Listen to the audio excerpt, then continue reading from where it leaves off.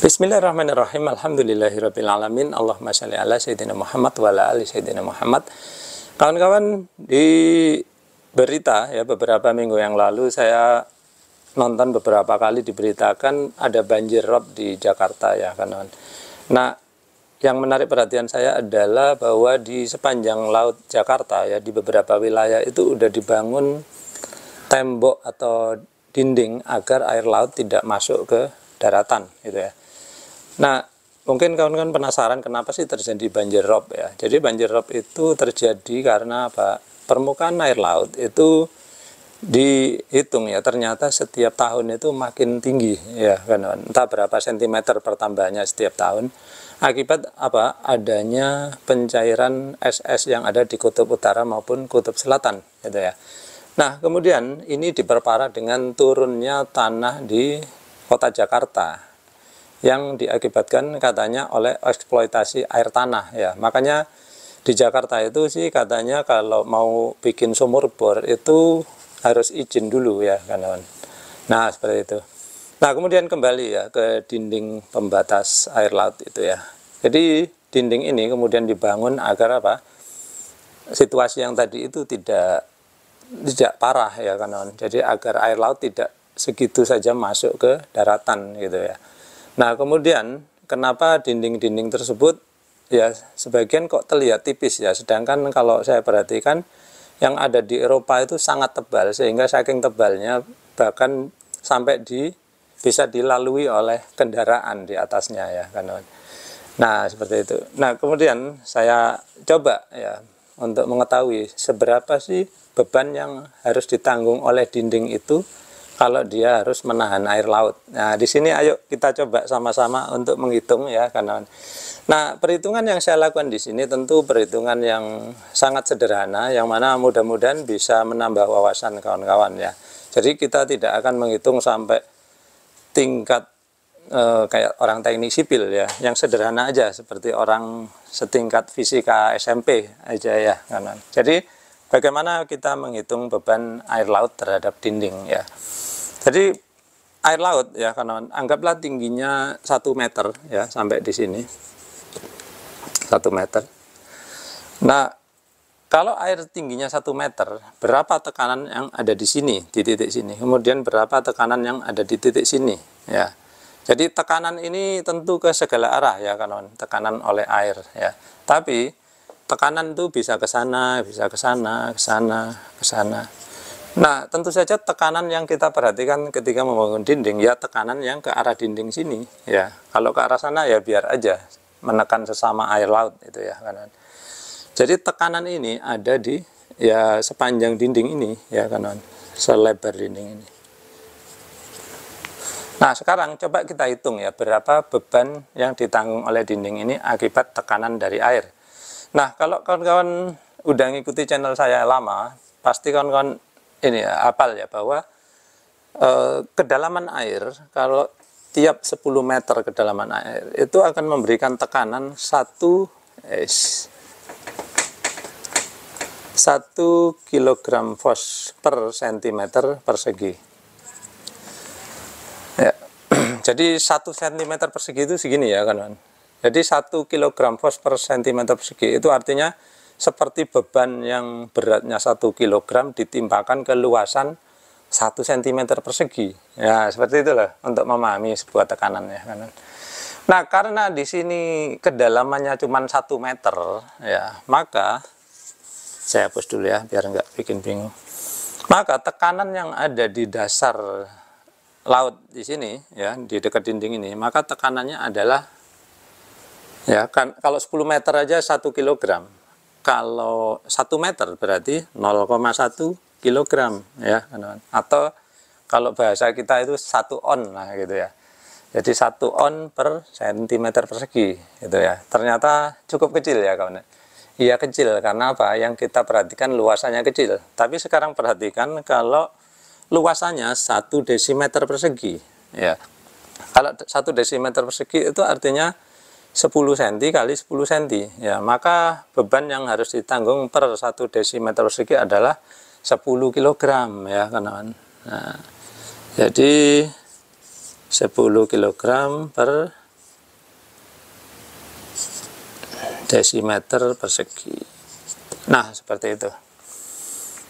Nah, kalau kawan-kawan penasaran kilogram, Pak tadi ngomong kilogram, terus sekarang kilogram. Nah, nanti kalau kawan-kawan penasaran tulis di kolom komentar, suatu saat kita akan bahas tersendiri ya. Baik, sekarang perhatikan ya, bahwa tiap 1 desimeter persegi, dia itu menahan beban 10 kg. Sekarang bayangkan kalau panjangnya 10 meter ya, yang kita lihat dinding ini, panjangnya 10 meter tapi lebarnya 10 cm. Maka beban yang ditanggung oleh dinding yang lebarnya 1 meter tadi adalah berapa? 100 kg gitu ya. Jadi seperti itu ya kawan. Kalau 1 cm persegi dia cuma 1 on ya. Kalau 1 desimeter persegi itu adalah 100 cm persegi ya, maka ya kalikan 100 ya. Kalau dikalikan 10 ya kalikan 10 lagi gitu. Nah, seperti itu ya kawan. Jadi bayangkan bahwa kalau 1 meter tadi beban yang ditanggung dinding ini adalah 100 kg gitu ya.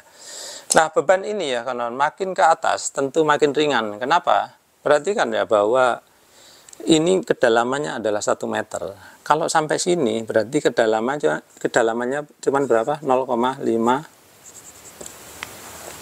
meter gitu ya. Maaf, tadi 1 meter terus sekarang 0,5 meter. Maka ya di sini akhirnya apa? Dia menahannya ya separuhnya dari ini ya kawan. Jadi dia hanya 5 kg per cm persegi. Nah, seperti itu. Dan makin ke atas makin kecil. Akhirnya di sini ya jadi 0 ya, karena udah nggak ada air lagi, 0 gitu. Nah, seperti itu. Makanya konstruksi dari dinding ini ya kan, makin ke atas makin tipis ya. Kalau kalian perhatikan dinding yang dibangun di Jakarta itu ya, bagian bawahnya adalah paling tebal ya, makin ke atas makin tipis. Nah, kalau di beberapa wilayah ada yang kok tipis semua ya, mungkin yang merancang kurang pengalaman ya kan, atau kurang perhitungan lah seperti itu. Nah, sekarang kita bahas ya, kenapa yang di Jakarta kok tipis begitu, sedangkan di Eropa kok begitu tebalnya gitu. Nah, satu hal yang membedakan ya kawan, yang di Eropa itu mereka menghadap ke lautan Atlantik, bahkan kalau yang ada di Norwegia seperti itu ya kawan, mereka itu menghadap ke laut utara atau North Sea ya. Jadi North Sea itu adalah laut yang terkenal dengan keganasannya gitu ya, sehingga bangunan-bangunan offshore yang ada di North Sea atau laut utara di daerah Norwegia sana itu dijadikan standar untuk membuat konstruksi offshore gitu ya. Kalau kawan-kawan kerja di offshore biasanya tahu istilah DNV gitu ya. DNV itu adalah standarnya orang sana gitu kan. Jadi DNV itu dipakai sebagai standar offshore untuk seluruh dunia. Karena apa? Kalau dia tahan di North Sea atau di Laut Utara, maka dia akan tahan di mana-mana di seluruh dunia. Nah, seperti itu kira-kira. Nah, sehingga apa? Karena lautnya ganas, maka ombaknya sangat besar, kawan. Jadi ternyata beban dari dinding itu nggak cukup rendaman air, tapi ada juga ombak yang harus ditahan, gitu ya. Nah, karena di Eropa ombaknya sangat besar, maka temboknya perlu dipertebal, ya, sangat tebal sekali. Bahkan kadang-kadang nggak cukup hanya dipertebal, tapi dia harus diberi pemecah-pemecah ombak, kawan. Nah, seperti itu. Jadi ibaratnya seperti ini loh, kawan. Ini kaca ya. Kaca kalau saya taruh HP seperti ini, ya ini ibarat kayak air cuman direndamkan gitu ya. Tapi ombak itu adalah ibarat kalau HP ini saya jatuhkan dari ketinggian 1 meter ke sini, ya kacanya bakal pecah. Jadi seperti itu. Jadi kalau di Jakarta kenapa dindingnya tipis? Ya mungkin karena ombak di sana nggak besar ya kawan. Jadi makanya cukup dinding yang tipis begitu aja itu. Nah, kemudian mungkin kawan-kawan ada yang bertanya-tanya, kenapa di beberapa bagian ada yang jebol Pak dindingnya? Ya itu tadi, mungkin ada di beberapa bagian yang ngitungnya kurang benar misalkan gitu ya. Atau ada pertimbangan lain yang kurang diperhatikan. Contohnya misalkan apa? Meskipun ombaknya nggak besar ya, Dinding itu perlu dipertebal karena apa? Karena ada faktor namanya erosi ya, karena erosi itu bisa bermacam-macam, bisa karena ombak, meskipun ombaknya nggak gede ya, ombak yang datang dan pergi itu bisa mengikis ya, mengikis dinding gitu ya. Kemudian yang kedua, air pasang dan surut ya.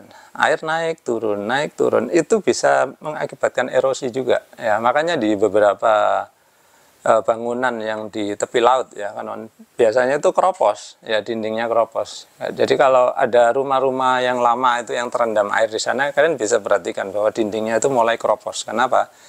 Air naik turun itu kayak ngerok ya, ngerok dia pelan-pelan seperti itu. Nah makanya apakah dinding yang ada di Jakarta itu udah cukup tebal atau tidak ya, nanti kembali ke bagaimana perhitungan dari para insinyurnya yang di sana ya kan. Mudah-mudahan sih yang tadi itu ya, ombak kemudian naik turunnya permukaan air laut sudah diperhitungkan, sehingga ya kedepannya tidak terjadi lagi yang dinding yang sampai bocor tadi ya, atau ambrol tadi ya kan. Baik kawan-kawan, jadi sekian dulu ya, mudah-mudahan apa yang saya sampaikan ini sedikit banyaknya bisa menambah wawasan bagi kawan-kawan dan mengingatkan kembali tentang bagaimana cara menghitung tekanan berdasarkan kedalaman air. Segitu dulu dari saya, semoga bermanfaat. Terima kasih sudah menyaksikan.